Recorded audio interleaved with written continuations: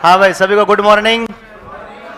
जय जय श्री कृष्णा, राधे राधे, बोले खाटू नरेश की।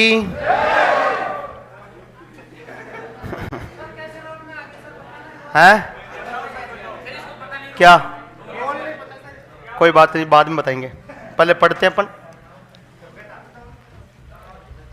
आज अपना टॉपिक है राजस्थान की प्राचीन सभ्यताएं। राजस्थान की प्राचीन सभ्यताएं, राजस्थान की प्राचीन सभ्यताएं, ध्यान रखिएगा।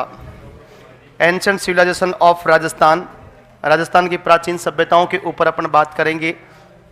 देखिएगा, सभ्यताएं राजस्थान में बहुत सारे ऐसे स्थल हैं जिनके ऊपर अपने को डिस्कस करना है। कुछ सभ्यताएं ऐसी है जो मोस्टली बहुत इंपॉर्टेंट है, जहां से सबसे ज्यादा प्रश्न पूछे जाते हैं। तो पहले अपन ज्यादा प्रश्न पूछने वालों को लिखेंगे, उसके बाद में फिर अपने को मुख्य मुख्य सभ्यताएं कहाँ हैं, उनके जिले कौन से हैं, वो अपने को ध्यान रखने है ना। पहले तो देखो, बड़ी बड़ी सभ्यताएं पढ़ते हैं।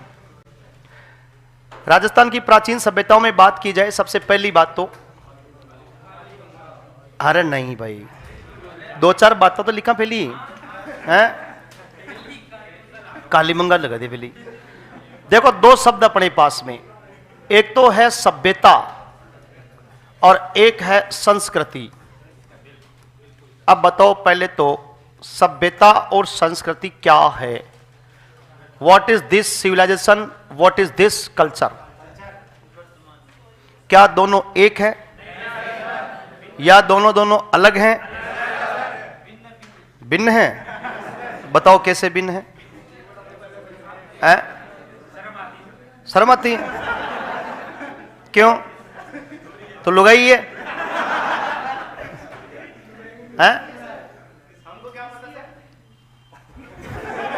चलो देखो भाई, किसी स्थान विशेष की बात अपन करें, जैसे जयपुर की बात करें, मान लो ये पूरा जयपुर एक सभ्यता का केंद्र है, ठीक है, उसको तो बोलेंगे सभ्यता।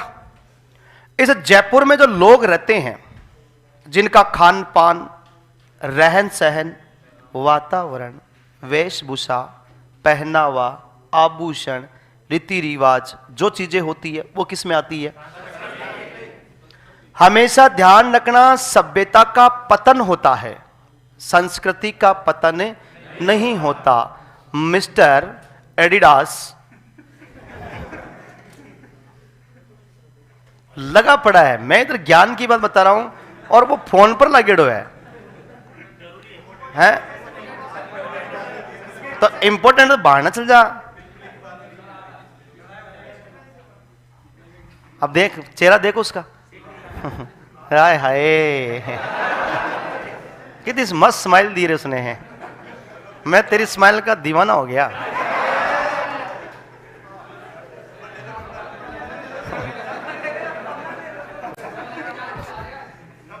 मत देख मुझे ऐसे, मैं कातिल हो गया।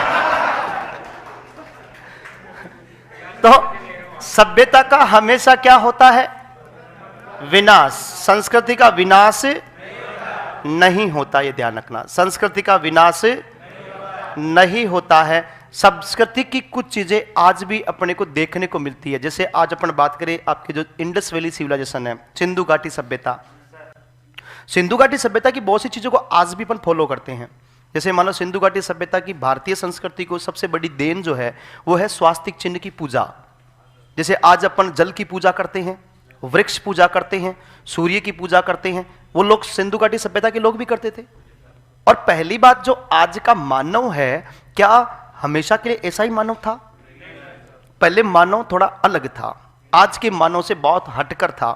पहले के मानव को आग की जानकारी नहीं थी, बाद में पता चला उनको कि आग से जो है क्या नाम, जो भोजन बनाया जा सकता है, आग से पानी गर्म किया जा सकता है और उसे सर्दी में नहाया जा सकता है। ठीक है, आग से क्या नाम, जो मांस पकाया जा सकता है, ये जानकारी बाद में चली। सभ्यताओं का एक विकास है। पहले जो अपने सभ्यताएं आई थी वो पाषाण काल की थी, उसके बाद में सभ्यताएं आई वो ताम्र काल की थी, उसके बाद में सभ्यताएं आई वो कांस्य युग की थी, और उसके बाद में सभ्यताएं आई वो आपके सबसे नवीन कौन सी है? उससे प्राचीन कौन सी है? उससे प्राचीन। और सबसे प्राचीन?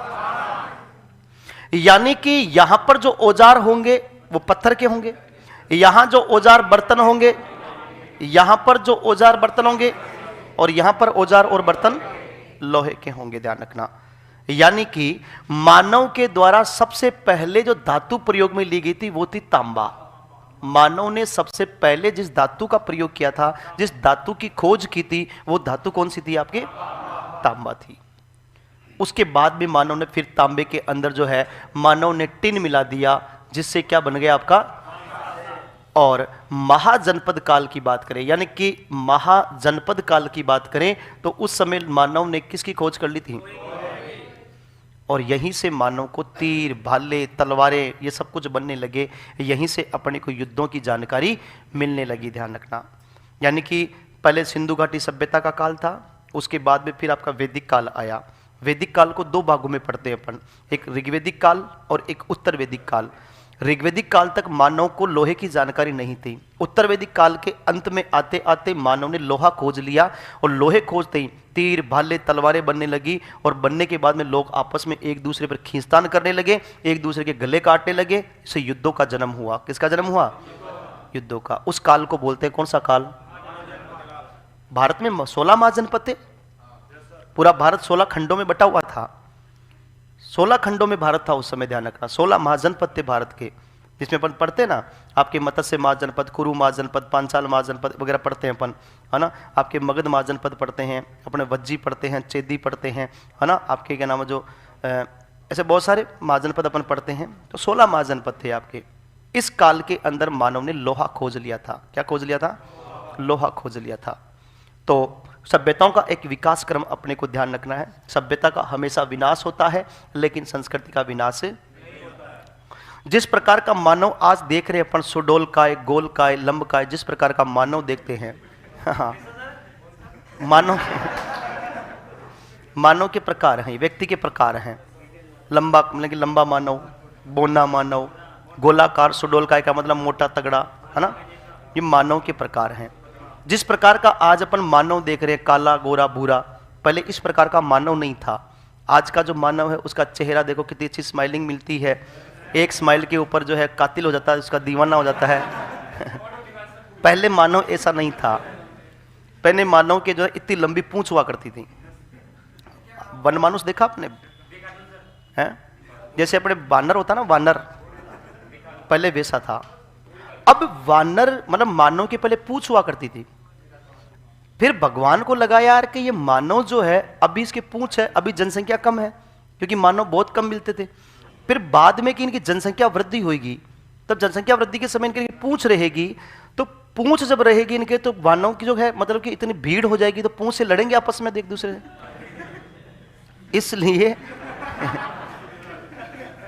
इसलिए मानव की पूंछ हटा दी भगवान ने, वरना आलसी हो जाता मानव। जैसे मान लो कि अपने नोटबंदी हुई, और नोटबंदी में आपने देखा कितनी लंबी कतारें लगती थी, अपने लगती थी ना, लंबी लंबी कतारें लगती थी। अब मान लो कि जैसे मान लो कि ये मान लो बैंक अपना, ये जो क्लास अपनी ये बैंक है, और अपने नोटबंदी हो गई। अब मानव की लाइन लगेगी तो सड़क की तक चलेगी। अब मान लो इतनी सी दूरी के अंदर पर 50 मानव को लगा सकते हैं, लेकिन मान लो अगर अपन पूंछ होती तो 2.5 फीट की दूरी रखनी पड़ती, क्योंकि मानव जिद्दा इंसान, मतलब कहने जिद्दी इंसान होता है। तो मानव क्या करता, पूंछ को लंबी रखता है ऐसे करके, सीधी स्ट्रेट, कोई मेरे के इर्द गिर्द नहीं आने का कोई है। तो वो 50 लोगों की दूरी कितनी हो जाती भाई? एक आदमी के बीच में 2.5 फीट की दूरी मान के चलो अपन अगर करते तो कितनी दूरी हो जाती है अपने? तो 10 आदमी पूरी जगह को घेर के कवर करके रख लेते। तो भगवान ने सोचा कि यार ये तो मानव आगे जनसंख्या वृद्धि होगी, इनकी पूंछ हटाई जाए। अगर मान लो पूंछ होती, जैसे मान लो कि अपन पढ़ रहे हैं, आलसी हो जाते, होते ही नहीं होते। मान लो पढ़ रहे हैं, अब मानव के पूंछ होती तो मानव क्या करता कि जैसे बटन बंद करना लाइट का, पूंछ से पूंछ से करके है कोई चीज उठानी है तो पूंछ को घुमा करके उठा लेते हैं आराम से। तो ईश्वर ने यह सोचा ये मानव आगे जाके बहुत आलसी हो जाएगा, इसलिए मानव की क्या हटा दी उसने? पूंछ हटा दी। और मैं तो कह रहा हूं ईश्वर ने गलत किया, अपने पूंछ होनी चाहिए थी। पूंछ होती तो क्या नाम है, घूमते करके ऐसे करके पूंछ को लटका के इधर से उधर घूमते हैं, पूंछ को करते हैं क्या नाम, और फिर उसे टोकरी और बांधते अपन। तो मानव की सबसे पहले पूंछ हटी, ध्यान रखना। फिर मानव धीरे धीरे परिवर्तन होता गया, इतना परिवर्तन हो गया मानव में कि आज देख लीजिए आज मानव कैसा दिखता है। पहले इतना सुंदर मानव नहीं था। अगर पहले के मानव होते ना तो अपने को रिजेक्ट कर देते अपने को हमेशा के लिए, हैं, आई हेट यू। इसलिए मानव को सुंदर बनाया गया। लेकिन एक बात ध्यान रखना, मैंने लिखा कि सभ्यता का विनाश होता है लेकिन संस्कृति का विनाश नहीं होता। लेकिन याद रखना, सभ्यता के बिना संस्कृति अधूरी है और संस्कृति के बिना सभ्यता अधूरी है। दोनों एक दूसरे के पूरक हैं, यह भी बात ध्यान रखना। किसी पर्टिकुलर स्थान की सभ्यता है तो उसकी कल्चर वहां दिखने को मिलेगी। जैसे आज राजस्थान है, राजस्थान का कल्चर अलग है, पंजाब है, पंजाब का कल्चर अलग है, हरियाणा है, हरियाणा का कल्चर अलग दिखाई देता है। तो मतलब उस सभ्यता का तो विनाश हो गया लेकिन उसकी संस्कृति का विनाश अभी तक नहीं हुआ। आज भी अपन उस संस्कृति को फॉलो करते हैं, उस सभ्यता को, सभ्यता की जो चीजें हैं उसको आज भी ग्रहण करते हैं अपन। तो दोनों एक दूसरे के क्या है, पूरक है, ये ध्यान रखना। सभ्यता का विनाश होता है लेकिन संस्कृति का विनाश कभी नहीं होता है। आज की जो मानव है, आज के हजारों साल बाद में ये सभ्यता विनाश होगा, इस सभ्यता का भी विनाश होगा। जब अपनी सभ्यता का विनाश होगा तब एक बात ध्यान रखना, जब खुदाई होगी, खोज होगी, तब अपनी चीजें भी मिलेगी वहां पर। फिर वहां के जो पुरातत्ववेत्ता होंगे वो ऐसे कहेंगे फिर अपने बारे में कि जो सभ्यता थी 21वीं सदी 22वीं सदी की जो सभ्यता थी, उस सभ्यता के लोग आपस में बातचीत करने के लिए एक फोन यूज करते थे। भाई कहीं से फोन मिलेंगे? फिर वो कहेंगे कि फोन के अंदर जब ऑन करके देखा तो उसमें अनेक सारे आइकन बने हुए थे। शायद लगता है कि वो क्या नाम है जो आपके ऐप रहे होंगे। उसमें एक ग्रीन कलर का ऐप था जिसको खोल के देखा गया तो उसमें वार्तालाप की प्रक्रिया मिली, शायद आपस में चैट करते थे, है ना? हाँ, फिर उस आइकन में जो उसमें चैट थी, उस चैट को खोल के देखा तो उसमें पता चला कि वो 143 भी लिखा करते थे। भाई मिलेगी, जनरल सी बात है, सारी चीजें मिलेगी, अपनी सभ्यता तो मिलेगी। भाई आज भी उस सभ्यता के बारे में पढ़ते ना अपन कि सभ्यता के लोग आभूषण पहनते थे, सभ्यता के लोग जो थे और चीजों को करते थे, तो अपनी भी सभ्यता मिलेगी और उस सभ्यता में ये चीजें मिलेगी। जैसे मान लो कि ये कमरा है, अब इस कमरे की खुदाई होगी तो ये कमरा ऐसे कैसे मिलेगा कि वहां पर एक कमरा मिला जिसमें टेबलें और बेंचेस लगी थी। शायद हो सकता है कि वहां पर एक क्या नाम है जो पढ़ने के विद्यार्थी वहां पर रहते होंगे, पढ़ते होंगे वहां बैठ करके। एक लेक्चर स्टैंड था जहां पर एक आदमी खड़ा होकर उनको पढ़ाता होगा। सामने एक बोर्ड लगा हुआ था जिस पर सभ्यता लिखी थी, जिसका विनाश लिखा हुआ था।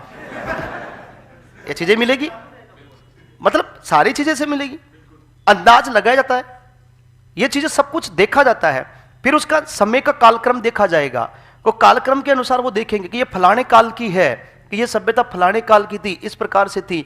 मान लो जैसे कि मैं हूं, मान लो मेरा कंकाल मिलेगा तो मेरे कंकाल के बारे में फिर प्रशिक्षण करेंगे लोग मेरे कंकाल के ऊपर कि ये कंकाल इतने सदी पुराना था। इस कंकाल को देखा गया, ऐसा प्रतीत होता है जैसे कि जो ये आदमी जो है, मतलब ये आदमी का कंकाल है और इस आदमी का चेहरा बड़ा गोल था, उसके डिंपल भी पड़ता था। मतलब सभ्यताओं के बारे में से नॉलेज, तो मतलब कि सारी चीजें उन लोगों को कैसे पता चलती है, ये अनुमान लगाया जाता है। ये क्या लगाते हैं? अनुमान लगाया जाता है। ठीक है, तो सभ्यता के बारे में थोड़ी सी बातें ध्यान रखनी है अपने को। मूल रूप से सभ्यता क्या है, तो ये थोड़ी सी बात है। अब चलते हैं अपन सभ्यताओं की ओर। कहां चलते हैं? सभ्यताओं की ओर चलते हैं अपन। अब देखिएगा सभ्यता में पहली सभ्यता है आपके कालीबंगा। सबसे पहले कौन सी है? कालीबंगा। कौन सी बंगा? कालीबंगा। ध्यान रखना। देखो कालीबंगा आपके हनुमानगढ़ जिले में है। कौन से जिले में? हनुमानगढ़ जिले में। देखो एक याद करने का तरीका होता है, कैसे याद करना चाहिए। अब ऐसे लिखे पड़े, तो जैसे कालीबंगा लिख करके फिर लिखे कालीबंगा सभ्यता स्थल हनुमानगढ़ जिले में स्थित है। एक तो ऐसे लिखे, एक अपन सीधे लिखे कालीबंगा हनुमानगढ़ में। कालीबंगा हनुमानगढ़ में घग्गर नदी के किनारे पर है और घग्गर नदी के बाएं छोर पर थी। कौन से छोर पे? बाएं छोर पर थी। कालीबंगा की खोज कालीबंगा की खोज 1952-53 के अंदर की गई थी और कालीबंगा की खोज करने वाला व्यक्ति था अमलानंद घोष। कौन था? अमलानंद घोष ने इसकी खोज की थी। ठीक है, अगली बात करते हैं। कालीबंगा सभ्यता की ओर ध्यान आकर्षित करने वाला पहला व्यक्ति, कालीबंगा की ओर ध्यान आकर्षित करने वाला पहला व्यक्ति था एल.पी. टेसीटोरी। कौन था? एल.पी. टेसीटोरी ने कालीबंगा के बारे में सबसे पहले लोगों को बताया था, लेकिन खोज किसने की थी? आपके अमलानंद। इस कालीबंगा का अर्थ काले रंग की चूड़ियां होती है। इसका अर्थ क्या होता है? काले रंग की चूड़ियां जो है इसका शाब्दिक अर्थ है। और कालीबंगा जो है ये आपके दीनहीन बस्ती कहलाती है। क्या कहलाती है? दीनहीन बस्ती के नाम से जानते हैं, या इसको गरीब बस्ती कहते हैं। क्या कहते हैं? गरीब बस्ती के नाम से इसको जाना जाता है। कौन सी सभ्यता को? कालीबंगा को। कालीबंगा सभ्यता ये आपके नगरीय सभ्यता थी। कौन सी सभ्यता थी? यानी कि यह शहरी सभ्यता के अंदर आती है, और साथ में ये कांस्य युग की थी। कौन से युग की थी? कांस्य युग की सभ्यता थी, और ये सिंधु घाटी सभ्यता का स्थल था। किसका स्थल था? सिंधु घाटी सभ्यता का स्थल माना जाता है। और साथ में ध्यान रखना, सिंधु घाटी सभ्यता की तीसरी राजधानी कहते हैं। क्या कहते हैं? तीसरी राजधानी कहते हैं। और ऐसा कहा था डॉक्टर दशरथ शर्मा ने। किसने कहा था? डॉक्टर दशरथ शर्मा ने इसको तीसरी राजधानी कहा था। इस कालीबंगा की बात करते हैं। कालीबंगा का जो व्यापक उत्खनन है, कालीबंगा का जो व्यापक उत्खनन, व्यापक का मतलब होता बड़े स्तर पर, व्यापक उत्खनन 1961 से लेके 69 के बीच में हुआ था। और व्यापक उत्खनन करने वाले थे आपके बीबी का लाल। किसका लाल? बीबी का लाल था, जिसके थप्पड़ मार दी बीबी ने बी.के. थापर। कौन है?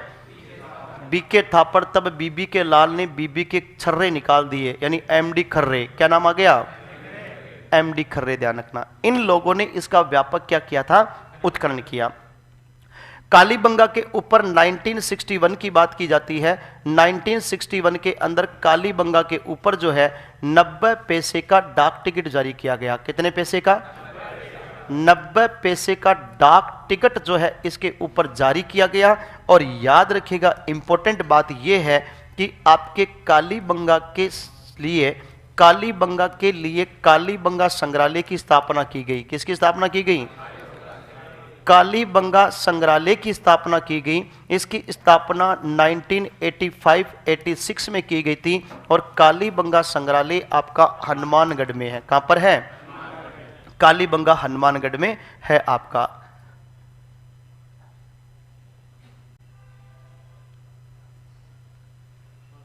एक पत्थर पर इतनी सारी बातें कैसे लिखी? अरे ओ सभ्यता है रे, अटा पत्थर कौन है? अटा स्थल है पूरो, बावड़ो छोरो। तो कालीबंगा संग्रहालय की स्थापना 1985-86 के अंदर की गई थी। 1961 में 90 पैसे का डाक टिकट जारी किया गया। व्यापक उत्खनन 1961 से 1969 के बीच में बीबी लाल, बी.के. थापर, एम.डी. खर्रे ने किया था। ये नगरीय सभ्यता थी, शहरी सभ्यता है, कांस्य युग की सभ्यता है, सिंधु घाटी सभ्यता का स्थल है, सिंधु घाटी सभ्यता की तीसरी राजधानी कहते हैं, ऐसा डॉक्टर दशरथ शर्मा ने कहा था। कालीबंगा की ओर सबसे पहले ध्यान आकर्षित एल.पी. टेसीटोरी ने किया था। इसका अर्थ काले रंग की चूड़ियां होता है। इसको दीनहीन बस्ती या गरीब बस्ती के नाम से जानते हैं। कालीबंगा हनुमानगढ़ में स्थित है, घग्गर नदी के किनारे पर है, घग्गर नदी के बाएं छोर पर है। कौन से छोर पर? बाएं छोर पर है। खोज 1952-53 में की थी। और किसने की थी? आपके अमलानंद घोष के द्वारा की गई थी। आगे की बात करें कालीबंगा के बारे में। कालीबंगा का प्रथम उत्खनन, कालीबंगा का जो पहली बार उत्खनन जो हुआ था, पहली बार उत्खनन जो है वो अमलानंद घोष ने करवाया था। किसने करवाया था?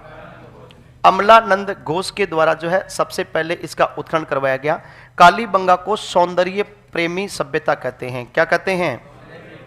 सौंदर्य प्रेमी सभ्यता के नाम से जानते हैं। सौंदर्य प्रेमी सभ्यता के नाम से किसको जानते हैं?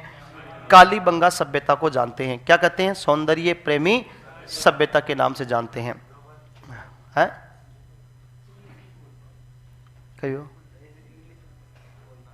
क्या क्या बोलते हैं इंग्लिश में? ब्यूटीफुल का मतलब सुंदर होता है, सौंदर्य थोड़ी होता है। अच्छा अच्छा, पूरी बात सुनो। अच्छा अच्छा, चल बता फिर क्या नाम है, जो ब्यूटी पार्लर की दुकान को हिंदी में क्या बोलेंगे?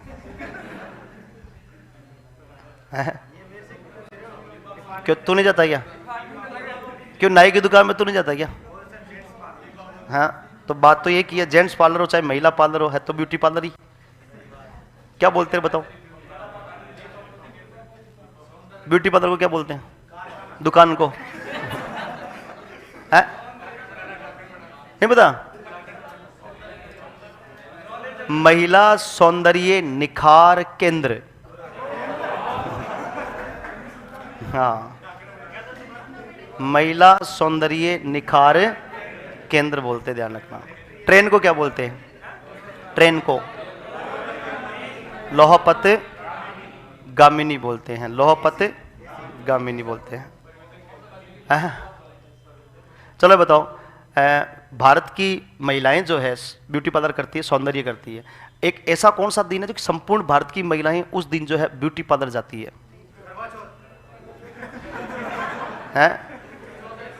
हाँ, रूप चतुर्दशी के दिन। ये दिन रिजर्व किया गया महिलाओं के लिए कि सभी महिलाएं ब्यूटी पार्लर जाएगी इस दिन। ठीक है, हैं?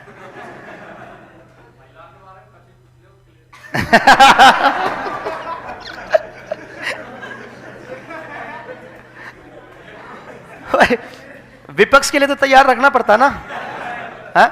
सरकार का रूल है तो भाई, पक्ष और विपक्ष में, अपने विपक्ष में है उनके लिए तो पहले तैयार रहो आप लोग, है ना? विपक्ष में तो हमेशा रहना पड़ता है। चलो, तो ये कुछ बेसिक बातें थी कालीबंगा के बारे में। अब देखिए कालीबंगा से अपने को क्या क्या अवशेष मिले हैं। देखिएगा, कालीबंगा से अगर अपन बात की जाए, कालीबंगा से दो प्रकार के अवशेष मिले। एक तो आपके ध्यान रखना हड़प्पा पूर्व के अवशेष। किसके? हड़प्पा सभ्यता पूर्व के, यानी कि अपन कह सकते हैं हड़प्पा पूर्व के। और एक अवशेष मिले अपने को हड़प्पा कालीन। एक अवशेष कौन से मिले? हड़प्पा कालीन। हड़प्पा पूर्व का मतलब है कि सिंधु घाटी सभ्यता से पहले के और सिंधु सभ्यता के समय के अवशेष अपने को मिले। कालीबंगा जो था ये 5 स्तर में मिला अपने को। कितने स्तर में? 5 स्तर में अपने को प्राप्त हुआ। जैसे मान लो ये कालीबंगा स्थल है, इसका जो उत्खनन हुआ वो कितने स्तर में हुआ है? 5 स्तर यहां से अपने को प्राप्त हुए। जैसे सबसे प्राचीन नंबर 1, नंबर 2, नंबर 3, नंबर 4 और ये नंबर 5। ये हो गया वर्तमान का धरातल। ये वर्तमान का क्या हो गया? धरातल। अब पहला और दूसरा जो स्थल है ये प्राक हड़प्पा का है। ये किसका है? प्राक हड़प्पा का मतलब है हड़प्पा से पहले का। और ये जो 3 स्तर है ये हड़प्पा काल के हैं। किस काल के हैं? हड़प्पा कालीन है, ध्यान रखना। यानी कि तीसरे, चौथे, 5वें से सिंधु घाटी सभ्यता के काल की जानकारी है, जबकि पहले और दूसरे से हड़प्पा सभ्यता या सिंधु घाटी सभ्यता से पहले की जानकारी अपने को यहां से प्राप्त होती है। इस कालीबंगा सभ्यता से 2 भाग मिले अपने को। कितने भाग मिले? 2 भाग यहां से मिले अपने को, जिसमें एक भाग को नाम दिया अपन ने पश्चिमी टीला। एक को नाम क्या दिया? और एक को नाम दिया पूर्वी टीला। एक को क्या नाम दिया? पूर्वी टीला नाम दिया। याद रखिएगा, पश्चिमी टीला को जो है इसको बोलते हैं उच्च स्तर। कौन सा स्तर है? उच्च स्तर। और इसको बोलते हैं दुर्ग क्षेत्र। कौन सा क्षेत्र बोलते हैं? दुर्ग क्षेत्र बोलते हैं। और आगे की बात की जाए तो यहां पर उच्च लोग निवास करते थे। कौन से लोग? उच्च लोग। जो पूर्वी टीला था इसको नाम दिया आपके निम्न स्तर। कौन सा स्तर? निम्न स्तर। इसको बोलते थे नगर टीला। इसको क्या बोलते थे? नगर टीला। और इसके अंदर जो है आपके नगर के जन सामान्य लोग निवास करते थे। कौन से लोग? जन सामान्य लोग यहां पर क्या करते थे? निवास करते थे। तो 2 भागों में अपने को प्राप्त हुआ है। फिर आगे की बात करें कालीबंगा से अपने को, इसके ध्यान रखना दोनों भाग अलग अलग रक्षा प्राचीर से सुरक्षित थे। दोनों भाग अलग अलग रक्षा प्राचीर से क्या थे? सुरक्षित थे। ध्यान रखना, अलग अलग रक्षा प्राचीर से क्या थे, सुरक्षित थे। याद रखिएगा, दोनों भागों के अलग अलग रक्षा प्राचीर बनाई गई थी और इसमें कच्ची ईंटों का प्रयोग हुआ था। कौन सी ईंटों का प्रयोग, कच्ची ईंटों का जो है इसके अंदर प्रयोग किया गया था। कालीबंगा से अपने को प्राचीनतम भूकंप के अवशेष मिले। किसके अवशेष, भूकंप के अवशेष अपने को यहां से प्राप्त हुए। इसी सभ्यता से अपने को कपास के साक्ष्य मिले। किसके अवशेष मिले हैं, कपास के प्रमाण अपने को यहां से प्राप्त हुए। यहीं से अपने को जुते हुए खेत मिले। कौन से खेत मिले, जुते हुए खेत अपने को प्राप्त हुए और ये खेत दोहरे जुते हुए थे। कैसे जुते हुए थे, दोहरे खेत जुते हुए थे। यहां से अपने को दोहरी फसल के साक्ष्य मिले। कौन सी फसल के, दोहरी फसल के साक्ष्य अपने को यहां से प्राप्त हुए। यहीं से अपने को ऊंट की हड्डियां मिली। किसकी हड्डियां मिली, ऊंट की हड्डियां अपने को यहां से प्राप्त हुई। यहीं से अपने को जो है गेहूं के अवशेष मिले। किसके अवशेष मिले, यहीं से अपने को जौ के अवशेष मिले। यहीं से अपने को बाजरे के अवशेष मिले। यहीं से अपने को कपास के अवशेष मिले। और सबसे बड़ी बात है कि यहां से अपने को 7 अग्नि वेदिकाएं मिली। क्या मिली, यहां से 7 अग्नि वेदिकाएं अपने को यहां से प्राप्त हुई। यहीं से जो है शल्य चिकित्सा के प्रमाण मिले। किसके प्रमाण मिले, शल्य चिकित्सा के प्रमाण अपने को प्राप्त हुए। और शल्य चिकित्सा जो है एक बालक की खोपड़ी की गई थी। किसकी की गई थी, एक बालक की खोपड़ी की शल्य चिकित्सा की गई थी। और इस बालक की खोपड़ी के 6 छेद थे। कितने छेद मिले, 6 छेद अपने को यहां से प्राप्त हुए। यहां से मातृ देवी की मृण मूर्तियां नहीं मिली। किसकी मृण मूर्तियां नहीं मिली, मातृ देवी की मृण मूर्तियां नहीं मिली। मृण मूर्तियां जानते हो क्या है, मृण मूर्तियां जानते हो क्या, मिट्टी की मूर्तियां, ध्यान रखना। तो यहां से मृण मूर्तियां नहीं मिली, ध्यान रखना। मातृ देवी की मृण मूर्तियां नहीं मिली यहां से, यह भी बात आपको याद रखना है। तो यहां से अपने को मातृ देवी की मृण मूर्तियां नहीं मिली, शल्य चिकित्सा के प्रमाण मिले, एक बालक की खोपड़ी मिली जिसे कितने छेद थे, 7 अग्नि वेदिकाएं एक साथ मिली। गेहूं, जौ, बाजरे, कपास के साक्ष्य मिले। ऊंट की हड्डियां मिली। दोहरी फसल के अवशेष मिले। जुते हुए खेत के प्रमाण मिले। कपास के प्राचीन प्रमाण मिले। भूकंप के अवशेष मिले। दोनों भाग अलग अलग रक्षा प्राचीर से क्या थे, यहाँ पर सुरक्षित थे, जिनमें कच्ची ईंटों का क्या किया गया था, प्रयोग यहाँ पर देखने को मिला था। यहीं से बात अपन करते हैं कालीबंगा से। कालीबंगा से अपने को मेसोपोटामिया की बेलनाकार मोहर मिली। यहां से किसकी मोहर मिली है, मेसोपोटामिया की बेलनाकार मोहर मिली। मेसोपोटामिया की क्या मिली है, बेलनाकार मोहर अपने को यहां से प्राप्त हुई। यहीं से जो है अपने को यहीं से अपने को बेलनाकार तंदूर मिले। क्या मिले, यहां से बेलनाकार तंदूर अपने को यहां से प्राप्त हुए। यहीं से अपने को जो है हाथी दांत की कंघी मिली। किसकी कंघी, हाथी दांत की कंघी अपने को यहां से प्राप्त हुई। और यहीं से पैर से चलित चक्की मिली। क्या मिली, यहां से पैर से चलित चक्की, यानी पैर से चलने वाली, पैर से चलित अपने को क्या मिली है, चक्की यहां से अपने को प्राप्त हुई। इसी से बात अपन करते हैं। तो पैर से चलित चक्की यहां से मिली, हाथी दांत की कंघी मिली, बेलनाकार तंदूर मिला, मेसोपोटामिया की बेलनाकार क्या मिली है, मोहर अपने को यहां से प्राप्त हुई। याद रखिएगा, इस कालीबंगा से बात करते हैं तो यहां से अपने को चूड़ियां प्राप्त हुई। क्या मिली है, चूड़ियां अपने को यहां से प्राप्त हुई, इसलिए इसका नाम भी क्या है, काले रंग की चूड़ियां। यहां पर जो दोहरी फसल जो अपने को देखने को मिली थी, कौन सी फसल, दोहरी फसल। इस दोहरी फसल के अंदर ये लोग जो हैं गेहूं और जौ बोया करते थे। क्या बोया करते थे, गेहूं और जौ, या फिर ये बोते थे सरसों और चना।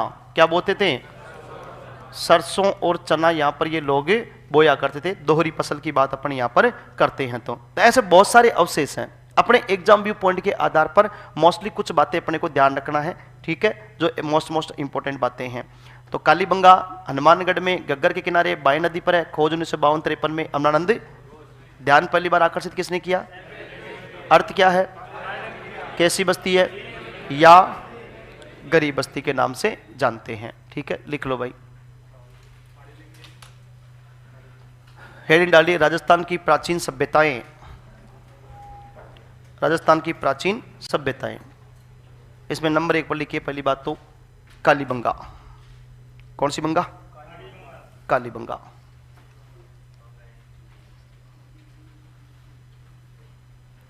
कालीबंगा का समय कितना वर्ष पुराना है, शुभम बोल रहा है। तो कालीबंगा का जो समय है 2350 से लेकर के 1750 ईसा पूर्व का है।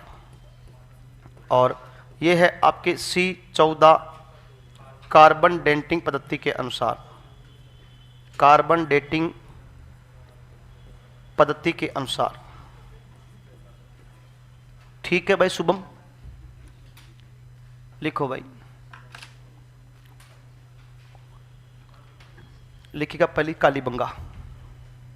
पहले तो लिखो हनुमानगढ़ में स्थित,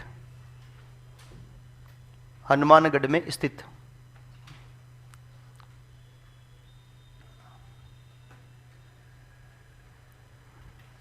हनुमानगढ़ में स्थित। फिर लिखो नदी गग्गर, नदी लिख के डेस करके लिखो गग्गर, नदी गग्गर, ब्रैकेट में करना बाएं तट पर, बाएं तट पर, बाएं तट पर। फिर लिखेगा खोज, खोज 1952-53, 1952-53।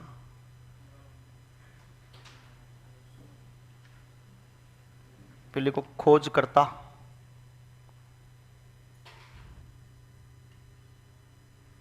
खोजकर्ता अमलानंद घोष, अमलानंद घोष।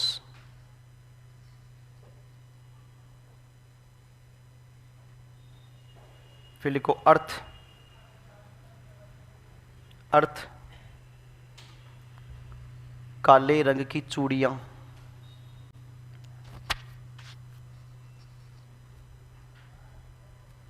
अर्थ काले रंग की चूड़ियां।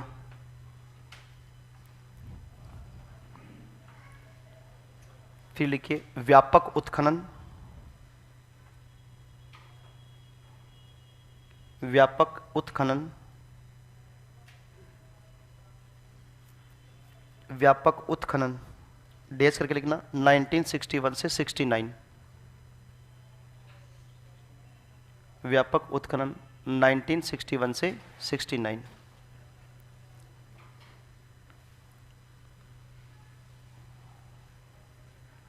पड़ोसी नहीं आएगा आज? हाँ तभी, तभी शांत शांत बैठे हो छोराओं।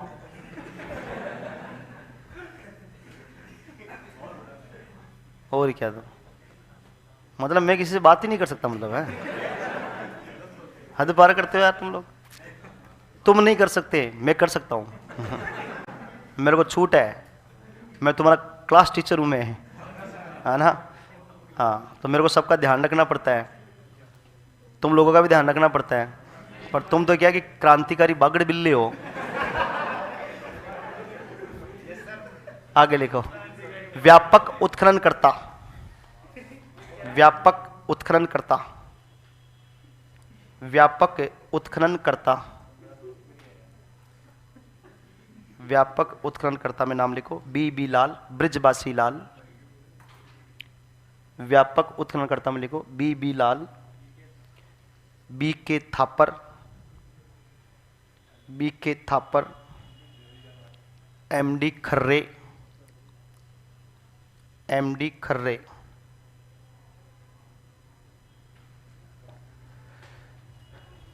फिर लिखिए उपनाम, फिर लिखिए उपनाम, उपनाम में लिखना दीनहीन बस्ती, दीनहीन बस्ती, दीनहीन बस्ती, कोमा गरीब बस्ती, दीनहीन बस्ती, कोमा गरीब बस्ती, कोमा कांस्य युगीन सभ्यता, कांस्य युगीन सभ्यता, कांस्य युगीन सभ्यता,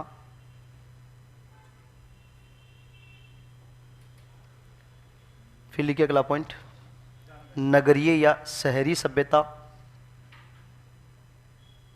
नगरीय या शहरी सभ्यता, नगरीय या शहरी सभ्यता।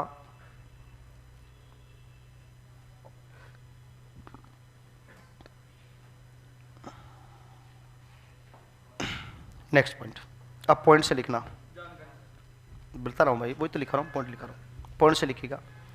दशरथ शर्मा ने, दशरथ शर्मा ने, दशरथ शर्मा ने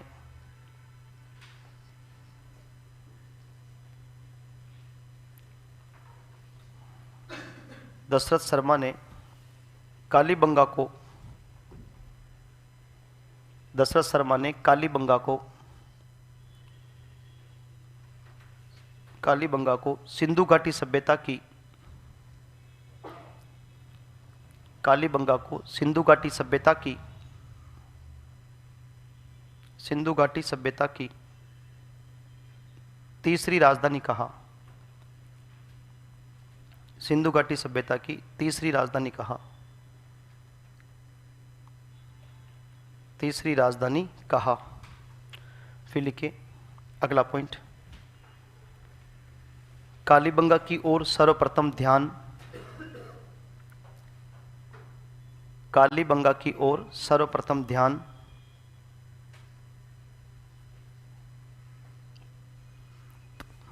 कालीबंगा की ओर सर्वप्रथम ध्यान आकर्षित, कालीबंगा की ओर सर्वप्रथम ध्यान आकर्षित एलपी टेसीटोरी ने दिया या किया, एलपी टेसीटोरी ने किया, एलपी टेसीटोरी ने किया, एलपी टेसीटोरी ने किया। नेक्स्ट पॉइंट, 1961 में, 1961 में, 1961 में 90 पैसे का डाक टिकट, 1961 में 90 पैसे का डाक टिकट, 90 पैसे का डाक टिकट, डाक टिकट या डाक टिकट जारी किया गया, जारी किया गया है। ऑरेंज स्टाइन ने इसकी वो पुष्टि की थी सभ्यता की, है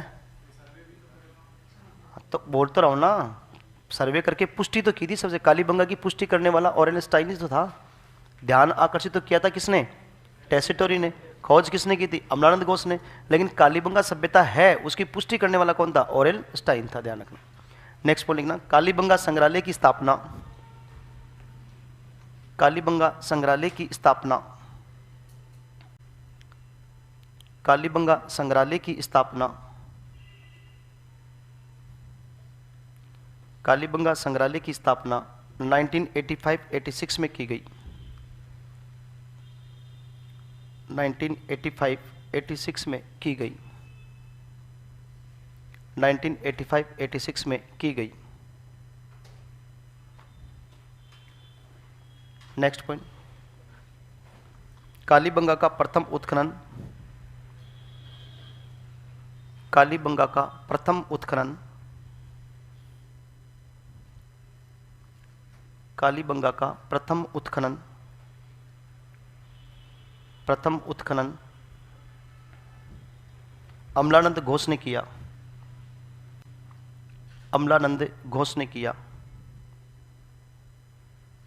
अमलानंद घोष ने किया।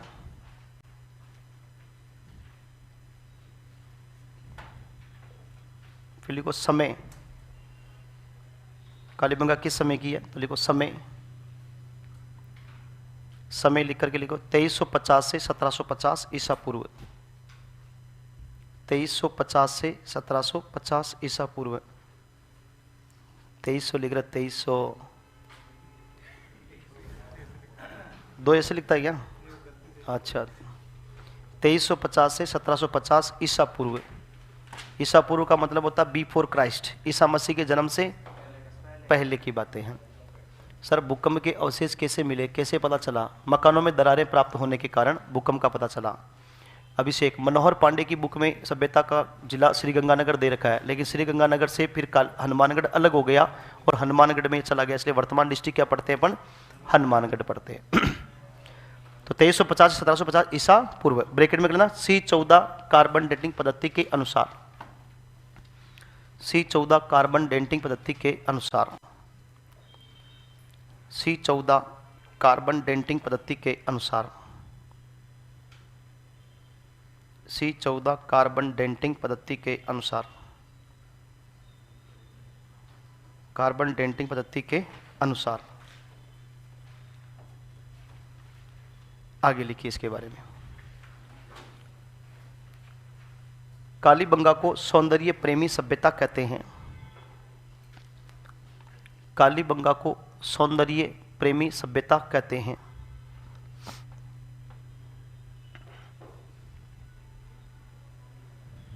कालीबंगा को सौंदर्य प्रेमी सभ्यता कहते हैं। सौंदर्य प्रेमी सभ्यता कहते हैं। नेक्स्ट पॉइंट, कालीबंगा से प्राक हड़प्पा, कालीबंगा से प्राक हड़प्पा, प्राक हड़प्पा व हड़प्पा कालीन अवशेष मिले। प्राक हड़प्पा व हड़प्पा कालीन अवशेष मिले। प्राक हड़प्पा व हड़प्पा कालीन अवशेष मिले। वर्षा शर्मा, C14 क्या है? कार्बन डेटिंग पद्धति है, उसको बोलते हैं C14 पद्धति, ठीक है ना। कार्बन के 2 अणु होते हैं प्रत्येक वस्तु के अंदर। जैसे मान लो कि मैं हूं, तो मेरे में अंदर कार्बन के 2 अणु होंगे, एक C12 और एक C14। यानी कि कोई वस्तु सजीव अवस्था में है तो कार्बन का 12 और कार्बन के 14 जो अणु है उनका मान हमेशा बराबर रहता है।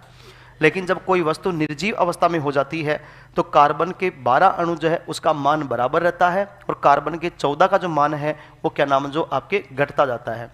मतलब वस्तु कितनी पुरानी हो जाए तब कार्बन के 14 जो अणु है उसका मान जो है वो घट के आधा हो जाता है।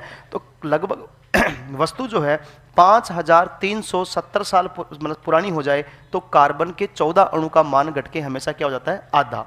उससे क्या नाम जो उस वस्तु की प्राचीनता का पता लगाया जाता है। सजीव अवस्था में दोनों का मान बराबर रहेगा, निर्जीव अवस्था में 12 का मान तो बराबर रहेगा लेकिन 14 का मान क्या होगा? घटेगा। 14 का मान कितना घटेगा कि जब वस्तु प्राचीन कितनी हो जाए? 5370 वर्ष जब प्राचीन हो जाए तो उस वस्तु का मान घट के C14 का मान कितना हो जाता है? आधा। जिसके आधार पर उस वस्तु की समय की गणना की जाती है कि यह वस्तु कितनी प्राचीन होगी। ध्यान रखना, ठीक है। अगला देखिएगा, अगला लिखिए, कालीबंगा से 5 स्तर प्राप्त हुए। कालीबंगा से 5 स्तर प्राप्त हुए। कालीबंगा से 5 स्तर प्राप्त हुए। कालीबंगा से 5 स्तर प्राप्त हुए। 5 स्तर प्राप्त हुए जिसमें पहला और दूसरा स्तर, जिसमें पहला व दूसरा स्तर प्राक हड़प्पा के थे। पहला और दूसरा स्तर प्राक हड़प्पा के थे। प्राक हड़प्पा के थे तथा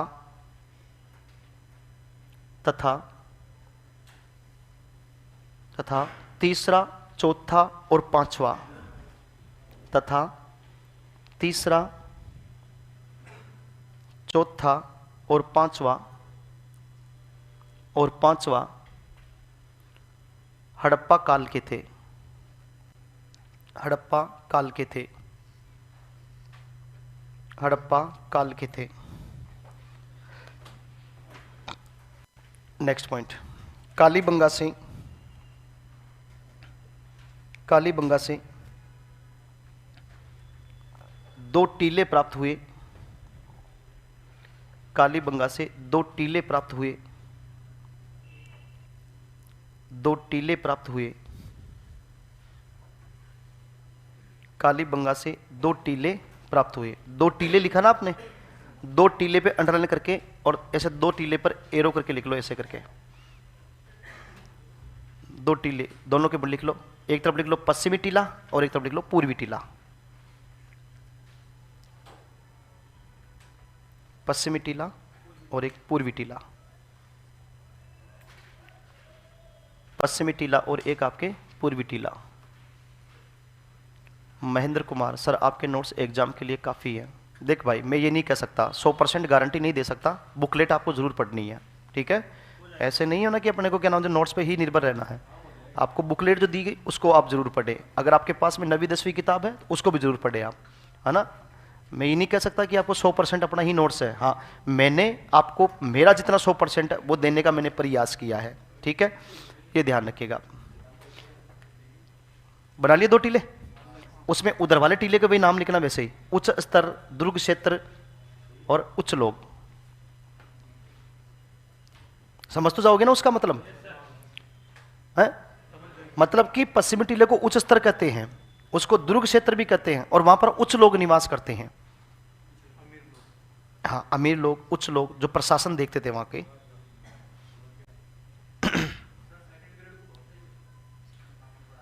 सेकंड ग्रेड में पूरा है ही नहीं सिलेबस। सेकंड ग्रेड में 4 सभ्यताएं हैं, कालीबंगा, बेराट, गणेश्वर, आहड़, गुजर प्रतिहार पूरा।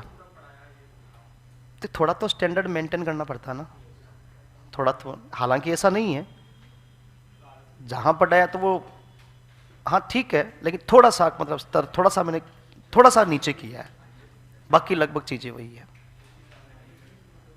अब होने में तो क्या कि अपने इतनी चीज पढ़ी है, मान लो कि 10 प्रश्न आने, हो सकता है कि 10 के 10 अपने से आ जाए, ये भी, लेकिन श्योरिटी नहीं कह सकता। हाँ, ये है कि लेवल बहुत स्टैंडर्ड रखा है मैंने, ये नहीं कि मैंने बिल्कुल 10वीं बेस रखा है, लेवल बहुत स्टैंडर्ड रखा है, ठीक है।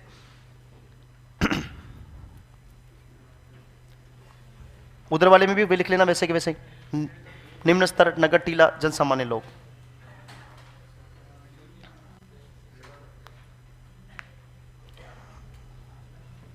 नवीं 10वीं किताब खरीद लेना, माध्यमिक शिक्षा बोर्ड की आती है ना नवीं 10वीं किताब। 10वीं किताब के अंदर राजस्थान का इतिहास और कला संस्कृति है, और 9वीं की किताब के अंदर राजस्थान का स्वतंत्रता संग्राम है, जिसमें आपके किसान आंदोलन, सभ्यता, किसान आंदोलन, एकीकरण, जनजातीय आंदोलन, क्रांतिकारी, ये टॉपिक उसमें ज़्यादा बड़ी नहीं है। 30-30 रुपये की लगभग किताब आएगी, 30-35 रुपये की एक किताब आती है। हाँ, तो वो जरूर पढ़ लेना आप, उसको जरूर डिस्कस करें आप। हालांकि मैंने तो उसी को बेस मान के पढ़ाया आपको, उन चीज़ों को भी मैंने उसमें लिखवाया, लेकिन कोई चीज़ छूट गई है तो वो जरूर आप पढ़ ले उसको ना, वो ध्यान रखना। आगे लिखो अगला पॉइंट, यहाँ से अगला पॉइंट लिखिएगा। कालीबंगा के दोनों भाग, पकड़ के बैठ जाए इसको, भाग जाएगी वरना ही है। कालीबंगा के दोनों भाग, कालीबंगा के दोनों भाग, हाँ, कालीबंगा के दोनों भाग, कालीबंगा के दोनों भाग अलग अलग रक्षा प्राचीर, कालीबंगा के दोनों भाग अलग अलग रक्षा प्राचीर, रक्षा प्राचीर का मतलब होता है दीवार, सुरक्षा दीवार, हाँ, परकोटा जिसको अपन बोलते हैं। कालीबंगा के दोनों भाग अलग अलग रक्षा प्राचीर, ओब्लिक करना या दीवार, रक्षा प्राचीर या दीवार या परकोटा या परकोटा से सुरक्षित थी, से सुरक्षित थी,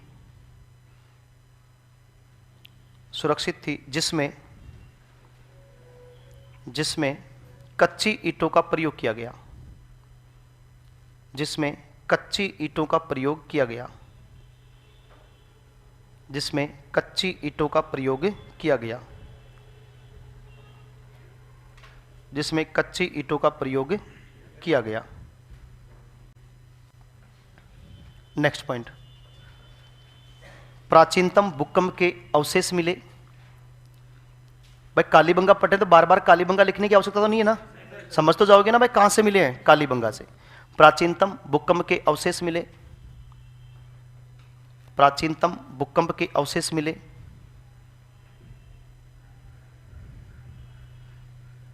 प्राचीनतम भूकंप के अवशेष मिले, ब्रैकेट में करना मकानों में दरारें मिली। तो आपको हिंट रहे कि भूकंप के बारे में कैसे जानकारी मिली कि मकानों में क्या थी, दरारें, मकानों में दरारें मिली। फिर लिखिए अगला पॉइंट, सर्वप्रथम कपास के अवशेष मिले। सर्वप्रथम कपास के अवशेष मिले। कपास जानते हो ना, हाँ, सर्वप्रथम कपास के अवशेष मिले। अवशेष, साक्ष्य, प्रमाण एक ही बात है ना। मैं कभी कभी अवशेष बोलता हूं, कभी कभी साक्ष्य बोलता हूं, कभी कभी प्रमाण बोल देता हूं, तो बात एक ही है। अगला लिखिएगा फिर, यहां से जुते हुए खेत के प्रमाण मिले। यहां से जुते हुए खेत के प्रमाण मिले। यहां से जुते हुए खेत के प्रमाण मिले, प्रमाण मिले जो दोहरे जुते हुए थे, जो दोहरे जुते हुए थे, जो दोहरे जुते हुए थे। फिर अगला पॉइंट लिखना, एक साथ दो फसल लेने के अवशेष मिले। एक साथ दो फसल लेने के अवशेष मिले। एक साथ दो फसल लेने के अवशेष मिले। एक साथ दो फसल लेने के अवशेष मिले। ब्रैकेट में कर लेना, गेहूं प्लस जौ व सरसों प्लस चना। गेहूं प्लस जौ व सरसों प्लस चना।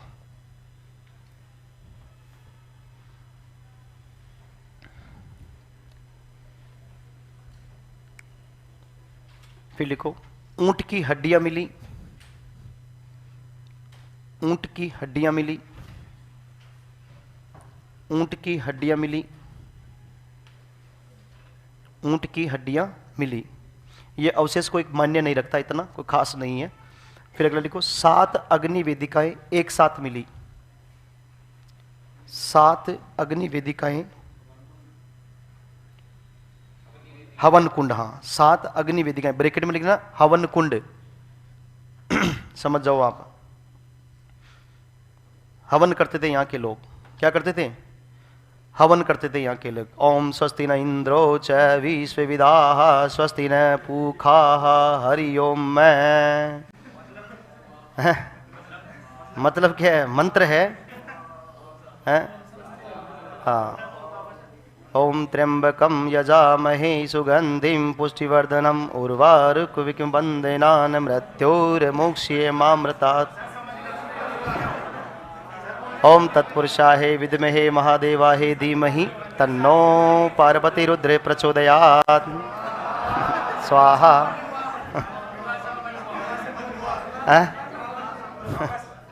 हाँ, अब तुम बीच में बोल के सारे मंत्रों को बुला देते हो। तो पंडित, देखो बड़ी बात थोड़ी है, तो कर्म कांड करना कोई बड़ी बात नहीं है, करने वाला होना चाहिए, कोई बड़ी बात नहीं है। अपने हिसाब से क्या बोलना, मन अपने हिसाब से क्या, अच्छे को ढंग के 2-5 मंत्र याद कर लो और क्या। एक क्या नाम जो भगवान शंकर का कर लो, एक विष्णु जी का कर लो, एक क्या नाम जो गणेश जी का कर लो, एक क्या नाम जो वो बांधते ना, मतलब अक्षत वगैरह ये लगाते उसका कर लो, है ना। तो ये बहुत से, ओम वस्त्रम समर्पयामि, जलम समर्पयामि, इत्रम समर्पयामि, अक्षतम समर्पयामि, पुष्पम समर्पयामि, बिलपत्रम समर्पयामि, है और क्या। चलो आगे लिखो, अगला पॉइंट लिखिएगा, शल्य चिकित्सा के प्रमाण मिले। शल्य चिकित्सा के प्रमाण मिले। शल्य चिकित्सा के प्रमाण मिले, शल्य चिकित्सा के प्रमाण मिले, शल्य चिकित्सा के प्रमाण मिले, शल्य चिकित्सा के प्रमाण मिले। कोई शादी वादी हो तो बुला लिया करो मेरे को। फिर लिखो, एक बालक की खोपड़ी मिली है, इसकी शादी है। हाँ बस अपन चलेंगे अपनी शादी में, यस नाचेंगे गाएंगे। चलो लिखो भाई, एक बालक की खोपड़ी मिली जिसके 6 छेद थे। एक बालक की खोपड़ी मिली जिसके 6 छेद थे। ठीक है भाई, सबको चलना अपने को शादी में, है ना। एक बालक की खोपड़ी मिली जिसमें 6 छेद थे। अरे मजो बिना इनविटेशन को या हुआ, डर डर के खाते हैं जब हैं। एक बालक की खोपड़ी मिली जिसमें 6 छेद थे। फिर आगे लिखो, एक बालक की खोपड़ी मिली जिसमें 6 छेद थे। नेक्स्ट पॉइंट, मात्र देवी की मृण मूर्तियां नहीं मिली। मात्र देवी की मृण मूर्तियां नहीं मिली हैं। जल्दी आएगा, जल्दी आएगा, टेंशन ना ले। जिस दिन वो दिन आ गया ना, उसके 9 दिन बाद में कहोगे क्यों आया ये दिन मेरी जिंदगी का, मेरा सुख चैन सब लूट के ले गया। हाँ और भाई डूंगर, वो कहावत ना अपने मारवाड़ी में, डूंगर आंतरों चौका लागे न कहो तो बाटा दिखे। हाँ ठीक है, चलो लिखो, मैं तो मृण मूर्तियां नहीं मिली। आगे लिखिएगा, मेसोपोटामिया की बेलनाकार मोहरें मिली। मेसोपोटामिया की बेलनाकार मोहरें मिली। मेसोपोटामिया की बेलनाकार मोहरें मिली।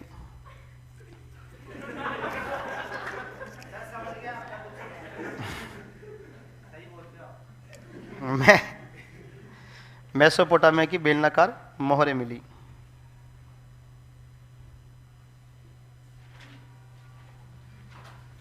फिर लिखिए, बेलनाकार तंदूर मिले। बेलनाकार तंदूर मिले। हाँ तंदूर खाते ना, मैं तंदूर की रोटी। हाँ बेलनाकार तंदूर मिले। हाथी दांत की कंघी मिली। हाथी दांत की कंघी मिली। हाथी दांत की कंघी मिली। वीणा परिहार करेगी। सर एक सवाल है कि दोहरे जुते हुए खेत क्या होते हैं? दोहरे जुते हुए खेत का मतलब एक बार खेत को इस प्रकार से जोता गया और एक बार खेत को इस प्रकार से जोता गया, तो 2 फसलें यहां पर देखने को मिली। जैसे मान लो यहां पर आपके गेहूं की फसल है, तो यहां पर उन्होंने क्या बो दिया, जो। यहां पर मान लो जैसे कि आपके सरसों है, तो आपके नीचे यहां पर क्या बो दिया, चना बो दिया। दोहरे जुते हुए खेत की बात ध्यान रखना, ठीक है। अगला पॉइंट देखिएगा, पैर से चलित चक्की मिली। पैर से चलित चक्की मिली।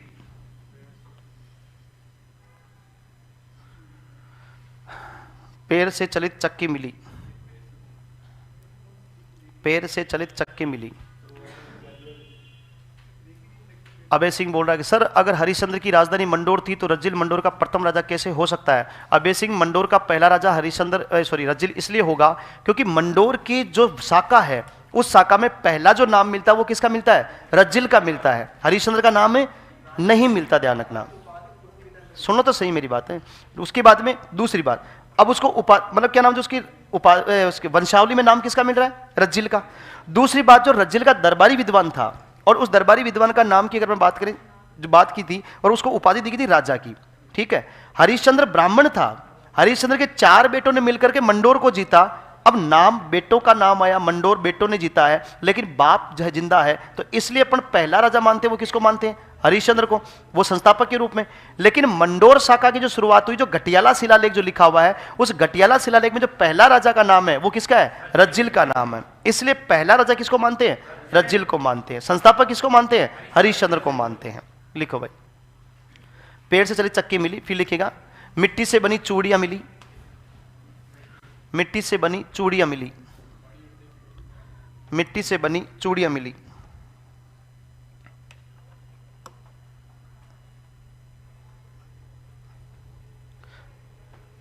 मिट्टी से निर्मित चूड़ियां मिली। आगे लिखिएगा, इसे बहुधान्यक क्षेत्र कहते हैं। इसे बहुधान्यक क्षेत्र कहते हैं। बहुधान्यक क्षेत्र का मतलब यहां पर जो अपने को फसलों के प्रमाण मिले ना, इसलिए बहुधान्यक क्षेत्र कहते हैं। बहुधान्यक क्षेत्र कहते हैं। मकान कच्ची ईंटों के बने थे। मकान कच्ची ईंटों के बने थे। बांस की नालियां मिली। बांस की नालियां मिली। सड़कें समकोण पर काटती थी। सड़कें समकोण पर काटती थी, जिसको बोलते हैं अपन ग्रिड पैटर्न। क्या बोलते हैं? Grid pattern. ऑक्सफोर्ड पद्धति।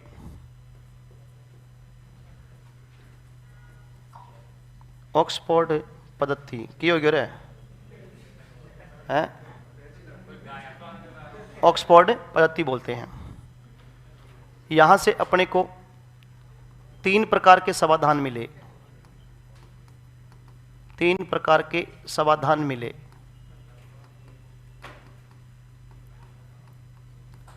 वो 3 प्रकार के समाधान कौन कौन से हैं? आंशिक समाधान, आंशिक समाधान, पूर्ण समाधान और दाह संस्कार। 3 प्रकार के क्या मिले? यहां से समाधान मिले। यहीं से एक युगल समाधान मिला। एक युगल क्या मिला? समाधान मिला।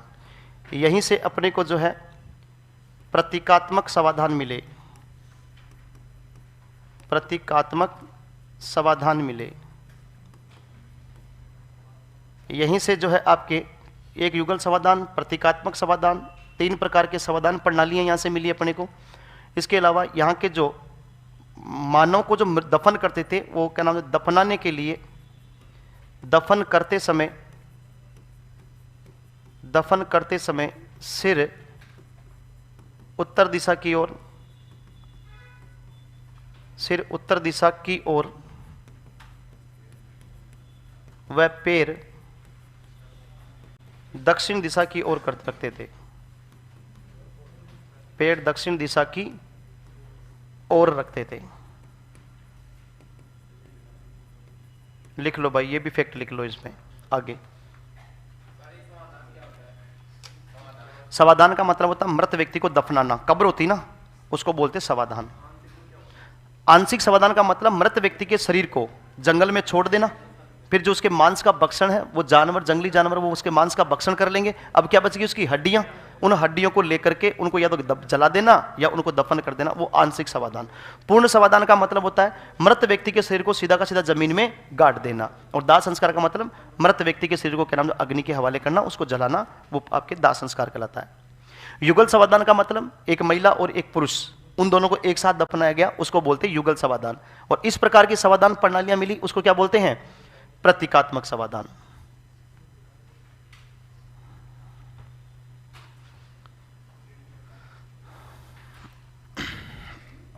लिख लो भाई फटाफट से।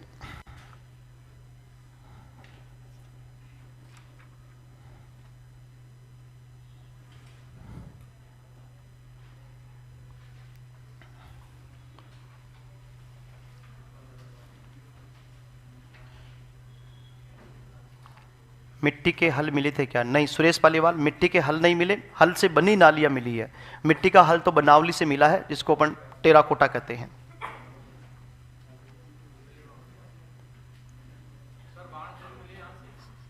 बाण नहीं मिले, बाण आगे पढ़ने वाले हैं। गणेश्वर, क्या दरवाजे? एक पल्ले के दरवाजे। हाँ हाँ, वो तो सिंधु घाटी सभ्यता की विशेषता है।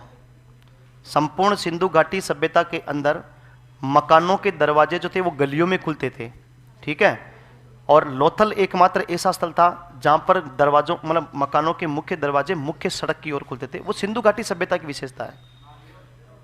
नालियां लकड़ी की थी, लिखा होना यहाँ पे, बांस की नालियां।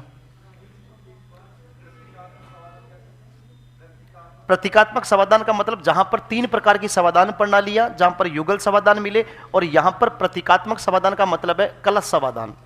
मतलब कि व्यक्ति को दफनाते समय उसके साथ में क्या रखते थे, कलश रखा करते, उसको क्या बोलते हैं, कलश समाधान।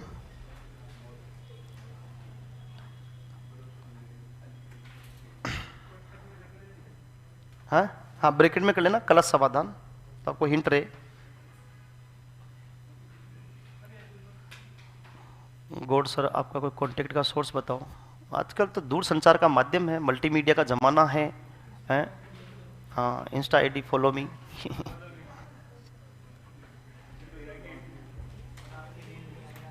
हैं प्रश्न वाली डालता हूँ, कल डाली तो थी शाम को, हाँ डाली, डेली डालता हूँ, ऐसी बात नहीं, जैसे टाइम मिलता वैसे करता हूँ मैं ना। क्या हाँ, साक्षर थी है, यहाँ पर भी एनिमल हस्बेंड्री की वैकेंसी आई थी। हाँ चलो, यहाँ तक लिख लिया क्या? पक्का सबसे नहीं लिखा यहाँ तक? फिर आगे लिखो। फर्श अलंकृत थी, फर्श अलंकृत थी, यानी कि फर्श के ऊपर चित्र बनाए गए थे ना, अलंकृत फर्श के साक्ष्य मिले थे। फर्श अलंकृत थी, फर्श क्या थी? यहां पर अलंकृत थी।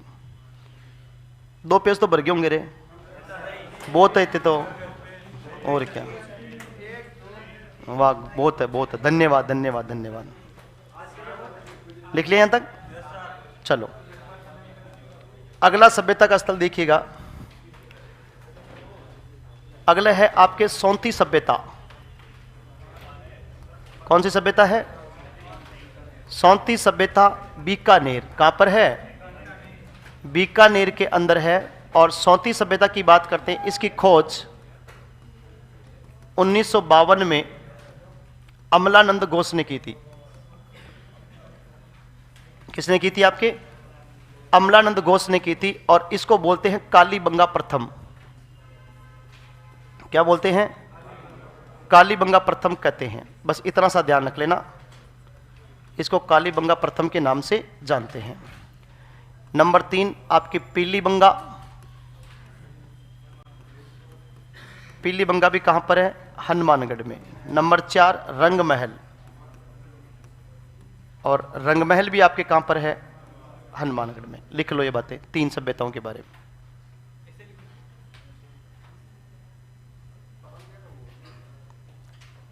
पीलीबंगा, हनुमानगढ़, रंगमहल, हनुमानगढ़। पतन कालीबंगा का सिंधु घाटी सभ्यता को देखें तो पतन के देखो बहुत सारे कारण निकल गए। देखो कालीबंगा पर्टिकुलर उसके बारे में नहीं है। जैसे कालीबंगा के भाई भूकंप से पतन मानते हैं, महामारी KUR कनेडी ने महामारी से माना, ठीक है, जलवायु परिवर्तन है, जलवायु शिथिलता है, प्रशासनिक शिथिलता के माध्यम से माना जाता है। तो अलग अलग विद्वानों की अलग अलग बातें हैं पतन का कारण में, लेकिन वो सिंधु घाटी सभ्यता के हैं, पर्टिकुलर कालीबंगा के नहीं है।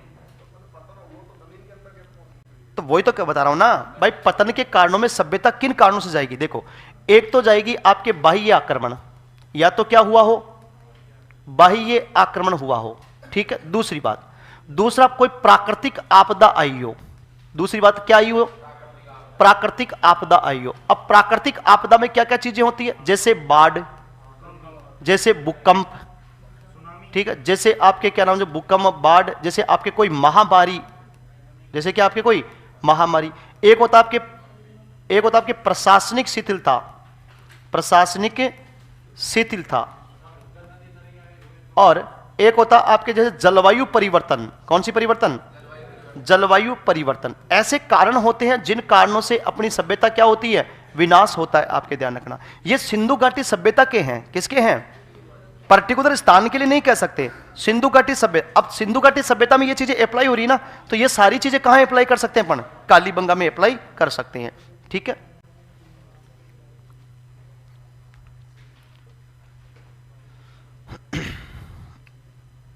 आगे लिखो रंगमहल। रंगमहल में लिखना हनुमानगढ़, कहां पर है ये? हनुमानगढ़ में। इसमें लिख लो उत्खनन 1952 में हन्ना रेड्डी ने करवाया। 1952 में उत्खनन किसने करवाया था? हन्ना रेड्डी ने। उत्खनन 1952 में हन्ना रेड्डी ने करवाया।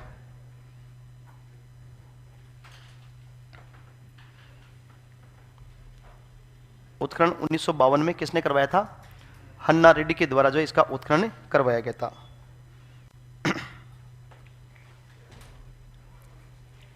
इसमें 2-3 अवशेष लिख लो रंगमहल के अंदर। एक तो यहां से अपने को गुरु शिष्य की मूर्ति मिली। गुरु शिष्य की क्या मिली? यहां से मूर्ति मिली। गुरु शिष्य की क्या मिली? यहां से मूर्ति मिली। गुरु शिष्य की मूर्ति मिली। और एक लिख लो 105 तांबे की मुद्राएं मिली। 105 तांबे की मुद्राएं। ये सभी सभ्यताएं जो अपन ने पढ़ी है वो सारी की सारी आपकी कहां है? गग्गर नदी के किनारे पर है, सौती को छोड़ के। किसको छोड़ के? सौती को छोड़ के।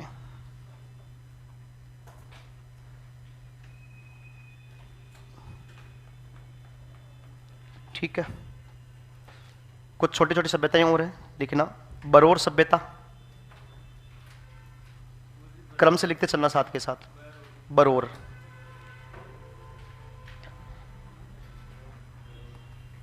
बरोर सभ्यता श्री गंगानगर।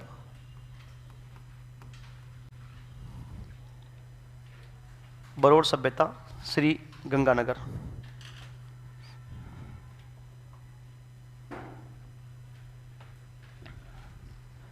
एक लिखिएगा बिंजोर,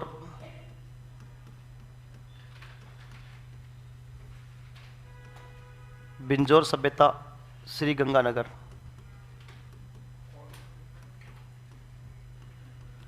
एक कर्णपुरा हनुमानगढ़।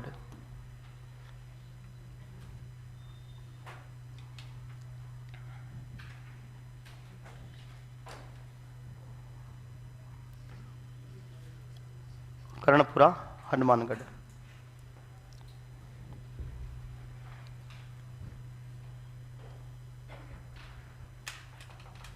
कर्णपुरा कहां पर है? हनुमानगढ़ में। तो ये आपके गंगानगर और हनुमानगढ़ की क्या थी? आपकी सभ्यताएं थी आपकी, याद रखना। आगे एक सभ्यता और देखिए, और अगली सभ्यता के बारे में बात करते हैं। तो उसका नाम लिख रहा हूं मैं, आहड़ सभ्यता। कौन सी सभ्यता है? आहड़ सभ्यता। देखिए आहड़ सभ्यता की बात करते हैं। आहड़ सभ्यता आपके उदयपुर में है। कहां पर है? उदयपुर में है, और आयड़ या बेडच नदी के किनारे पर है। किसके नदी किनारे पर है? आयड़ या बेडच नदी के किनारे पर है। इस आहड़ सभ्यता की जो खोज है, आहड़ सभ्यता की जो खोज है 1953 ईस्वी के अंदर अक्षय कीर्ति व्यास ने की थी। किसने की थी? अक्षय कीर्ति व्यास के द्वारा जो है इसकी खोज की गई थी। अक्षय कीर्ति व्यास ने ही इसका प्रथम उत्खनन करवाया था। क्या करवाया था? प्रथम उत्खनन जो है वो इसी के द्वारा करवाया गया था। इस आहड़ की बात करें अपन कि इसको और क्या क्या कहते हैं। आहड़ को जो इसका व्यापक उत्खनन की बात की जाए, आहड़ का जो व्यापक उत्खनन है, व्यापक उत्खनन करवाने वाले व्यक्ति थे आपके HD सांकलिया, हसमुख धीरज सांकलिया ने इसका व्यापक उत्खनन करवाया था। और एक आपके RC अग्रवाल भी इससे जुड़े हुए थे। कौन जुड़े हुए थे? RC अग्रवाल भी इससे आपके जुड़े हुए थे। आहड़ को जो है ताम्रवती नगरी कहते हैं। आहड़ को क्या कहते हैं?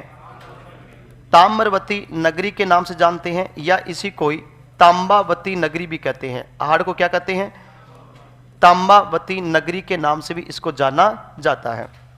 आहड़ का प्राचीन नाम, आहड़ का जो प्राचीन नाम था वो था आपके आघाट दुर्ग। क्या था? आघाट दुर्ग या आघाटपुर के नाम से जानते हैं। आघाट दुर्ग या आघाटपुर के नाम से जानते हैं। और इस आहड़ की बात की जाए तो इसको स्थानीय भाषा में धूलकोट के नाम से जानते हैं। किसके नाम से? धूलकोट के नाम से इसको जाना जाता है। इसका जो अर्थ होता है मिट्टी का टीला। अर्थ क्या है इसका? मिट्टी का टीला इसका अर्थ है। और इसको जो है मृतकों के टीले वाली सभ्यता भी कहते हैं। क्या कहते हैं? मृतकों के टीले वाली सभ्यता के नाम से जो है इसको जाना जाता है। आगे बात करें अपन इस आहड़ के बारे में, तो आहड़ जो सभ्यता है इसको महासतियों का टीला भी कहते हैं। क्या कहते हैं? महासतियों का टीला के नाम से इसको जाना जाता है। और ये आपके गुहिल वंश के शासकों का शमशान घाट रहा है। गुहिल वंश के शासकों के शमशान घाट यहीं पर स्थित है। गुहिल वंश के शासकों के क्या स्थित है? यहाँ पर शमशान घाट यहीं पर स्थित है। ये भी बात ध्यान रखना, शमशान घाट स्थित है कहाँ पर? आहड़ के अंदर। और इस आहड़ की बात करते हैं तो आहड़ को देखो, गुहिल वंश के शमशान घाट है, महासतियों का टीला कहते हैं, मृतकों के टीले वाली सभ्यता कहते हैं, मिट्टी का टीला इसका अर्थ है, स्थानीय नाम धूलकोट है, प्राचीन नाम आगाट दुर्ग या आगाटपुर कहते हैं, ताम्रवती नगरी के नाम से या ताम्बावती नगरी कहते हैं। ये आपके ताम्र पाषाण कालीन सभ्यता है। कौन से काल की है? ताम्र पाषाण कालीन सभ्यता जो है ये आपकी मानी जाती है। और साथ में ध्यान रखना ये ग्रामीण सभ्यता थी। कैसी सभ्यता थी? ग्रामीण सभ्यता। सिंधु घाटी सभ्यता में कालीबंगा कैसी थी? शहरी थी। और ये कैसी है? ग्रामीण सभ्यता है। ये कैसी सभ्यता है? ग्रामीण। लिखो पहले बेसिक बातें, फिर अवशेषों की बात करेंगे अपन। आहड़ सभ्यता। आहड़ सभ्यता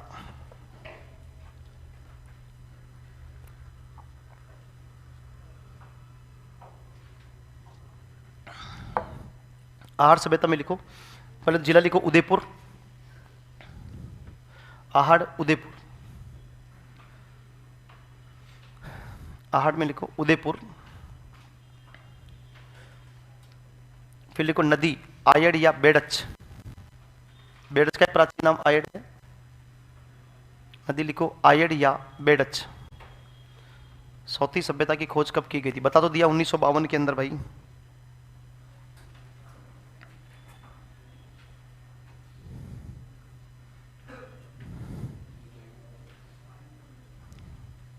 लिख लिया क्या नदी? फिर आगे लिखो खोज। खोज खोज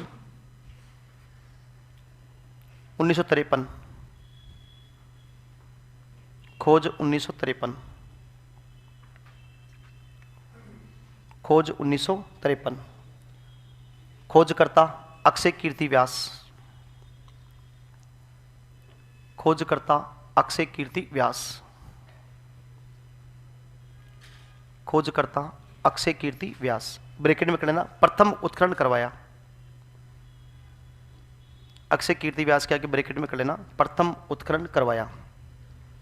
प्रथम उत्खनन करवाया। फिर लिखो व्यापक उत्खननकर्ता।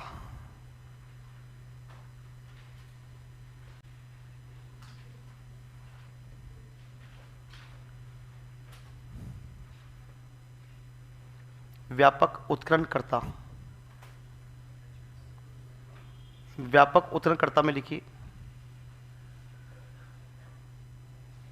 HD सांकलिया। HD सांकलिया एक नाम और लिख लेना, वीरेंद्र नाथ मिश्र। वीरेंद्र नाथ मिश्र। VN मिश्र। वीरेंद्र नाथ मिश्र।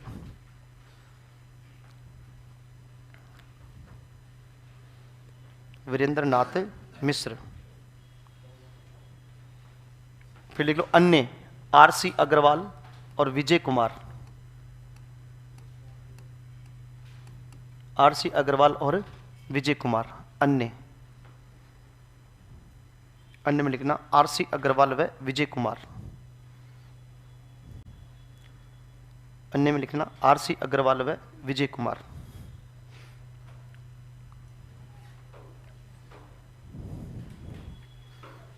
फिर लिखो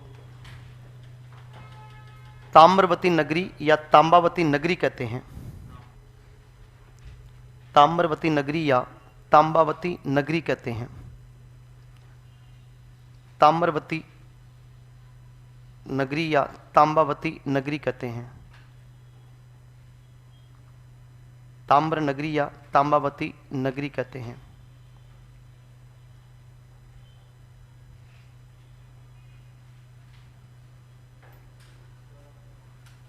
फिर लिखो प्राचीन नाम आघाट दुर्ग या आघाटपुर।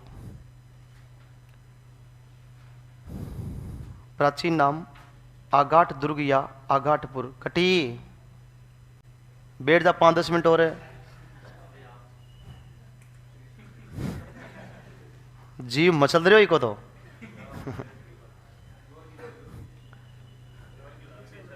फिर लिखो स्थानीय नाम धूलकोट।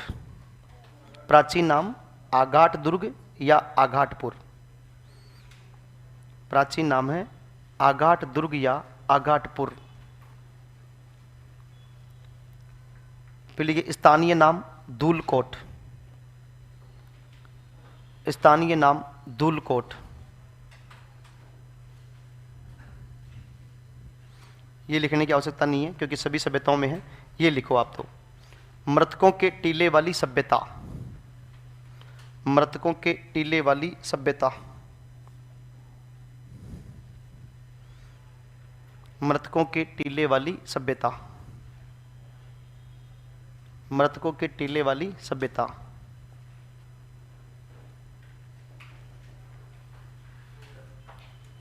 महासतियों का टीला कहते हैं। वैसे ध्यान रखना महासतियों का टीला बोलते हैं बागोर सभ्यता को। किसको बोलते हैं? पहली वरीयता में किसका नाम रखेंगे? बागोर का। बागोर का नहीं आए तो फिर किसको लेके चलेंगे अपन? आहड़ को, है ना। महासतियों का टीला। महासतियों का टीला कर रहे मैसेज? मन ध्यान है मैसेज कर रहे हो कि यार मैं क्लास में हूँ, हाँ 15 मिनट की क्लास हो रही है और सर हमारी विषय में बेइज्जती करे ज़्यादा ही, सारी नजर मारो ऊपर रेवा सर की, इसलिए तू बाद में कर दियो मैसेज।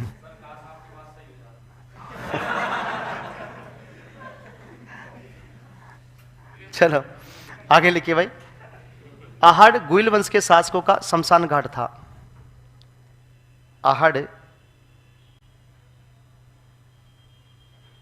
आहड़ गुहिल वंश के शासकों का शमशान घाट था।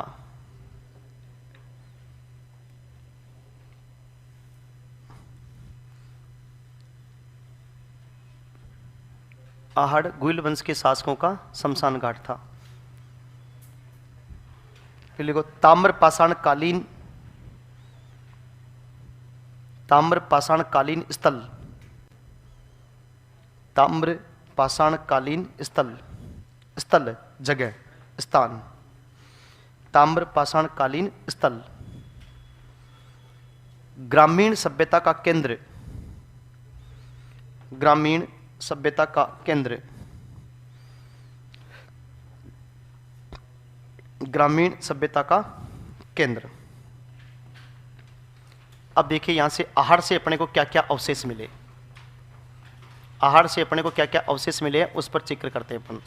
आहड़ के अवशेषों, पहली बात तो आहड़ से अपने को 3 स्तर मिले। आहड़ से कितने स्तर मिले हैं? 3 स्तर अपने को आहड़ से क्या नाम जो प्राप्त हुए हैं। 3 स्तर की बात करते हैं, जैसे ये वाले जो स्तर है आपके, इस प्रकार से अपने को 3 स्तर मिले। ये पहला, ये दूसरा और ये तीसरा। ये पहला स्तर जो था, यहाँ से अपने को पाषाण काल के अवशेष मिले, जिसमें स्फटिक पत्थर के औजार मिले। कौन से पत्थर का प्रयोग? स्फटिक पत्थर का प्रयोग जो है यहाँ पर किया गया। दूसरे के अंदर जो है अपने को क्या नाम जो ताम्र उपकरण मिले। ताम्र उपकरण जो है वो अपने को प्राप्त हुए, और कांस्य उपकरण अपने को प्राप्त हुए, और साथ में ध्यान रखना लौह उपकरण अपने को यहाँ से प्राप्त हुए। और तीसरे स्तर पर अपने को मिले मृद भांड। क्या मिले यहाँ से? मृद भांड मिले। तो बात याद रखना, आहड़ में 3 स्तर मिले हैं। आहड़ की जो बस्तियां थी, आहड़ की जो बस्तियां थी, इन बस्तियों से अपने को ध्यान रखना 8 स्तर मिले हैं। बस्तियों में कितने स्तर मिले हैं? 8 स्तर अपने को प्राप्त हुए। इस आहड़ की बात की जाए तो आहड़ की बात करते हैं तो मकान की नींव, मकान की जो नींव थी, मकान की नींव जो थी वो पत्थर से बनी हुई थी। किससे बनी हुई थी? पत्थर से निर्मित थी। याद रखिएगा, मकानों की जो नींव थी वो पत्थरों से निर्मित थी। बाकी नींव के बाद में जो मकान थे उनमें कच्ची ईंटों का प्रयोग किया गया। किसका प्रयोग किया गया? कच्ची ईंटों का प्रयोग यहां पर देखने को मिला। यहां से अपन अवशेषों की बात की जाए, प्रत्येक मकान से 2 या 3 चूल्हे मिले। प्रत्येक मकान से क्या मिले हैं? प्रत्येक मकान से 2 या 3 अपने को क्या मिले हैं? चूल्हे अपने को प्राप्त हुए हैं। लेकिन याद रखना, एक मकान से 6 चूल्हे मिले। एक मकान से क्या मिले हैं? 6 चूल्हे अपने को प्राप्त हुए। और इस 6 चूल्हों में एक चूल्हा ऐसा था, एक चूल्हा ऐसा था जिसके 2 या 3 मुंह थे। कितने मुंह थे? 2 या 3 मुंह वाले चूल्हों का प्रयोग यहां पर देखने को मिला था। फिर आगे बात की जाए, यहां से अपने को अनाज रखने के, क्या रखने के? अनाज रखने के, अनाज रखने के मृद भांड मिले अपने को। क्या मिले थे? मृद भांड। मृद भांड का मतलब मिट्टी के बर्तन, जिनको स्थानीय भाषा में गोरे या कोठ, गोरे या कोठ या बंकोट कहा गया। स्थानीय भाषा में क्या कहा गया? गोरे, कोठ या बंकोट कहा गया। यहीं से अपने को एक जो है बेल की मृण मूर्ति मिली। किसकी मृण मूर्ति मिली? बेल की मृण मूर्ति अपने को यहां से प्राप्त हुई। और ये बेल की मृण मूर्ति मिली जिसको बोला गया बनासियन बुल। क्या बोला गया इसको? बनासियन बुल की संज्ञा यहां पर दी जाती है। यहीं से अपने को जो है, यहीं से जो अगर बात की जाए, ईरानी शैली की धूपदानियां मिली। यहां से क्या मिली? यहां से ईरानी शैली की धूपदानियां अपने को यहां से प्राप्त हुई। ईरानी शैली की क्या मिली है? धूपदानियां। कहां से मिली ईरानी शैली की धूपदानियां? आहड़ से अपने को प्राप्त हुई। ईरानी शैली की धूपदानियां जो है वो अपने को यहां से प्राप्त होती है। इसी आहड़ की बात की जाए तो आहड़ की बात करें तो आहड़ के जो लोग थे, आहड़ के लोग जो शव की बात करते हैं, शव को आभूषण और वस्त्रों के साथ दफन करते थे। किसके साथ में? आभूषण व वस्त्र के साथ क्या करते थे? दफन करते थे। आभूषण को, आभूषण व वस्त्र के साथ क्या करते थे? दफन करते थे यहाँ के लोग। यहीं से अपने को आहड़ से बात करें तो 40 तांबे की खदानें मिली अपने को। यहाँ से क्या मिली है? 40 तांबे की क्या मिली है? खदानें अपने को यहाँ से प्राप्त हुई है। तो बस्तियों से 8 स्तर मिले। मकान की नींव पत्थरों से निर्मित थी, जबकि ऊपर के मकान कच्ची ईंटों से। प्रत्येक मकान में 2 या 3 चूल्हे मिले, यानी कि सामूहिक, यानी कि संयुक्त परिवार प्रथा का प्रचलन। एक मकान से 6 चूल्हे मिले, यानी हो सकता कोई ना कोई प्रोग्राम रहा होगा यहाँ पर। एक चूल्हा जिसके कितने मुंह मिले? 2 या 3। अनाज रखने के मृदभांड मिले, जिनको स्थानीय भाषा में गोरे, कोट या क्या कहते हैं? बंकोट। एक बेल की मृण मूर्ति मिली जिसको क्या कहा गया? बनासियन बुल। ईरानी शैली की क्या मिली? यहाँ से धूपदानियां अपने को यहाँ से प्राप्त हुई। लोग जो है शव को आभूषण व वस्त्रों के साथ में क्या करते थे? दफन। और यहाँ से 40 तांबे की क्या मिली अपने को? खदानें अपने को यहाँ से प्राप्त हुई थी। ध्यान रखना, मृण मूर्ति का मतलब मिट्टी की मूर्ति होती है। लिखो भाई, धूपदान अपने अगरबत्ती वगैरह नहीं करते क्या? धूप वगैरह लगाते हैं, वो ईरानी सभ्यता की थी। किस सभ्यता की? ईरानी सभ्यता की। लिखो, अवशेषों में लिखो, आहड़ से 3 स्तर प्राप्त हुए। आहड़ से 3 स्तर प्राप्त हुए। आहड़ से 3 स्तर प्राप्त हुए। आहड़ से 3 स्तर प्राप्त हुए। आहड़ से 3 स्तर प्राप्त हुए। नेक्स्ट पॉइंट, आहड़ की बस्तियों से 8 स्तर मिले। आहड़ की बस्तियों से 8 स्तर मिले।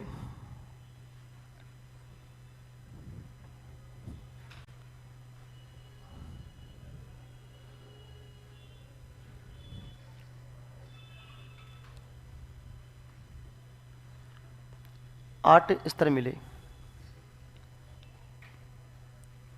फिर लिखिएगा, मकानों की नींव पत्थर से निर्मित थी। मकानों की नींव पत्थर से निर्मित थी। मकानों की नींव पत्थर से निर्मित थी।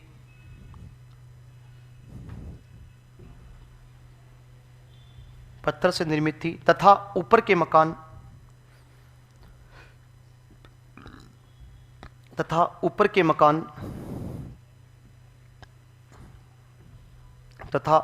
मकान कच्ची ईंटों से बने हुए थे। ऊपर के मकान कच्ची ईंटों से बने हुए थे।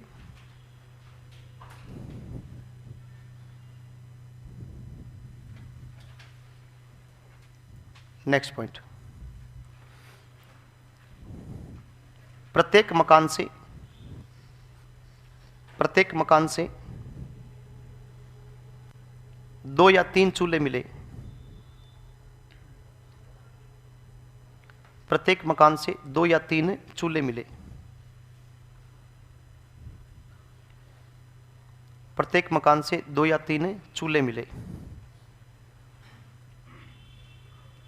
फिर लिखिएगा, एक मकान से 6 चूल्हे प्राप्त हुए। एक मकान से 6 चूल्हे प्राप्त हुए। एक मकान से 6 चूल्हे प्राप्त हुए। एक मकान से 6 चूल्हे प्राप्त हुए।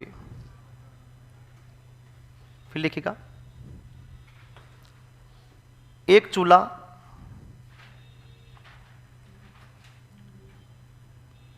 चूल्हा ऐसा मिला, एक चूल्हा ऐसा मिला जिसके 2 या 3 मुंह थे। जिसके 2 या 3 मुंह थे। जिसके 2 या 3 मुंह थे। फिर लिखिए, अनाज रखने के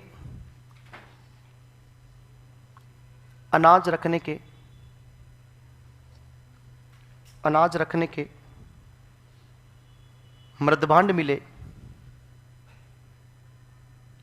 अनाज रखने के मृदभांड मिले। अनाज रखने के मृदभांड मिले जिसे स्थानीय भाषा में अनाज रखने के मृदभांड मिले जिसे स्थानीय भाषा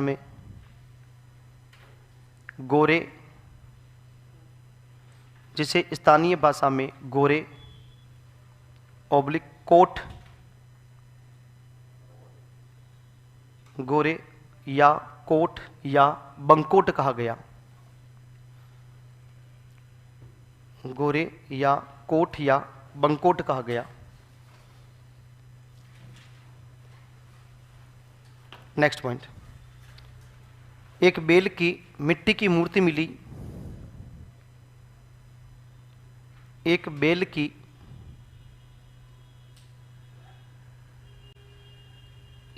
की मिट्टी की मूर्ति मिली। मिट्टी की मूर्ति मिली जिसे बनासियन बुल कहा गया। जिसे बनासियन बुल कहा गया।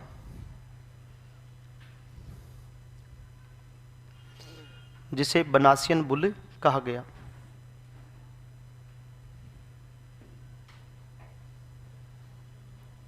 बनासियन बुल कहा गया। नेक्स्ट, आहड़ के लोग सब को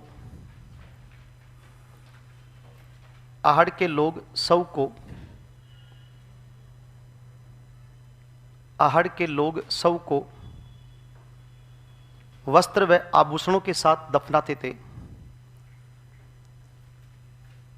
आहड़ के लोग सब को वस्त्र व आभूषण के साथ दफनाते थे।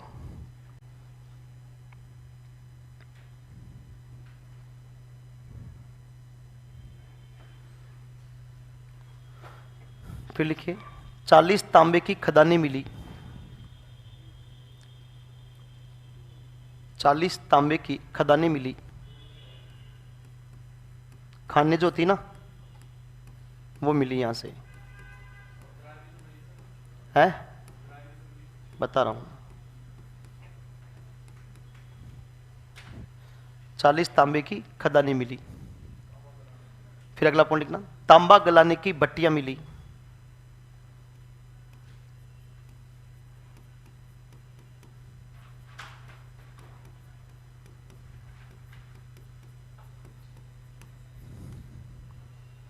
तांबा गलाने की पट्टियां मिली। उसके बाद है 6 मुद्राएं तांबे की मिली, 6 मुद्राएं तांबे की मिली।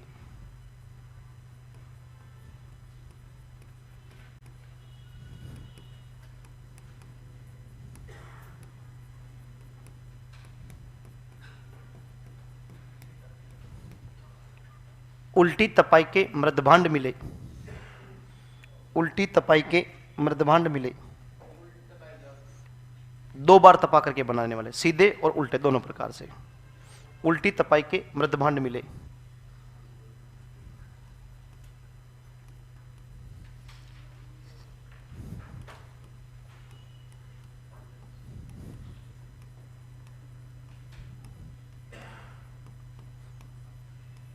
आटा पीसने की चक्की मिली,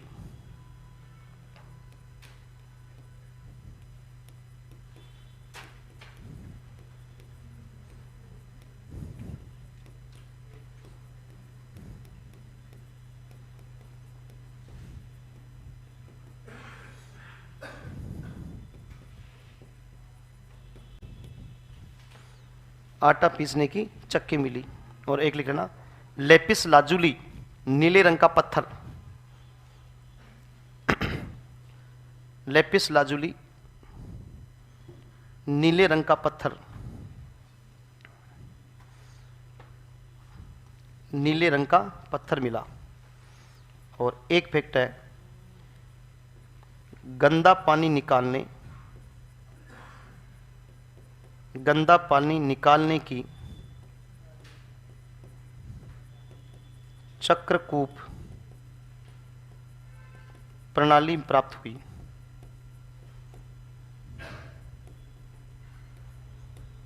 गंदा पानी निकालने की चक्रकूप प्रणाली मिली। गंदा पानी निकालने के लिए कहना होता है, ये पहले मकानों के अंदर जो मिट्टी के बर्तन होते थे ना, वो रखा करते थे जमीन में, और उससे क्या करते थे, फिर जैसे बारिश का पानी हो गया, रेन हार्वेस्टिंग सिस्टम, बारिश के पानी को एकत्रित करते हैं, एकत्रित करने के बाद में जो साफ पानी होता उसको तो निकाल लेते हैं ऊपर से, जो गंदा पानी है उस गंदे पानी को फिर क्या करते थे, बाहर निकाल देते थे। वो थी आपके चक्रकूप प्रणाली। तो यहाँ से ये प्रणाली अपने को क्या हुई थी, प्राप्त हुई थी। तो ये आपकी एक सभ्यता और है, कौन सी, आहड़। बाकी कुछ बीच में छोटी छोटी पढ़ी अपन ने, और साथ में एक अपन ने क्या पढ़ी, आपके आहड़। बाकी की सभ्यताएं जो है नेक्स्ट क्लास के अंदर अपन पढ़ेंगे, शायद आपकी एक क्लास और लगेगी, है ना, है। हाँ, बेराट पढ़ेंगे, एक आपके क्या नाम है जो गणेश्वर पढ़ेंगे। इसके अलावा फिर से बालातल हो गई आपके, फिर छोटी छोटी सभ्यताएं, बागोर हो गई आपके, है ना, किराड़ोत हो गई, ऐसे छोटी छोटी ओजियाना, छोटी छोटी सभ्यताएं और भी है। तो आप लोग यहीं बैठे रहना, काम है क्या, ठीक है। आप लोगों का टेस्ट होगा भाई, जाना नहीं है, हाँ टेस्ट देना है आपको। और कोई भी अगर अनुपस्थित हो जाए तो मुझे बता देना, कौन भाग जाए तो उसका टेस्ट देना सबको। कौन है, नहीं जाएगा ये, नहीं